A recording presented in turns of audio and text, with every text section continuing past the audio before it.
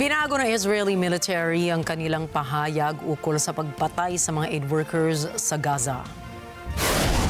Na-recover ng Palestinian Civil Defense at United Nations ang bangkay ng 15 emergency at aid workers sa Rafah, Southern Gaza. Ayon sa UN, pinatay sila ng Israeli forces habang tumutulong sa mga sibilyan sa gitna ng kaguluhan. Noong una, sinabi ng militar ng Israel na nagpaputok sila sa mga sasakyang walang marka at ilaw dahil pinanghinalaan nilang may sakay na mga militante ang mga ito.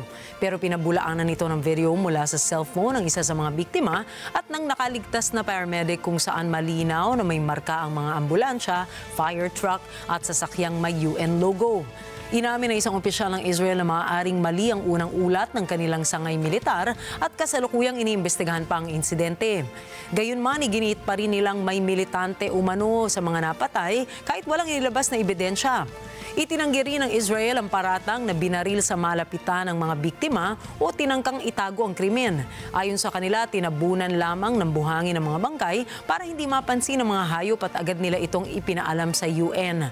Pero ayon sa UN, hindi sila agad pinayagang makapasok sa lugar at nang makapasok na sila ay natagpuan nila ang mga bangkay na nakalibing kasama mga durog na sasakyang may malinaw na humanitarian markings.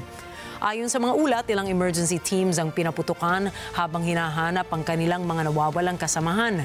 Hanggang ngayon, isa pang paramedic ang hindi pa rin natatagpuan.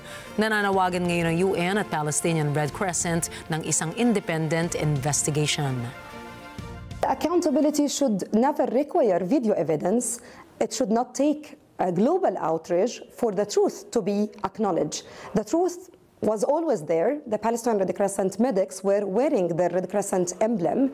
They were wearing their uniforms and they were driving ambulances that were clearly marked and all emergency lights were on.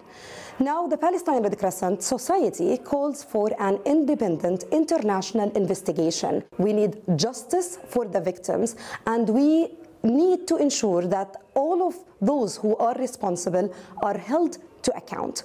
Without this, the crimes will continue to happen. Without this, the systematic targeting for humanitarians, aid workers, and medics will continue to happen.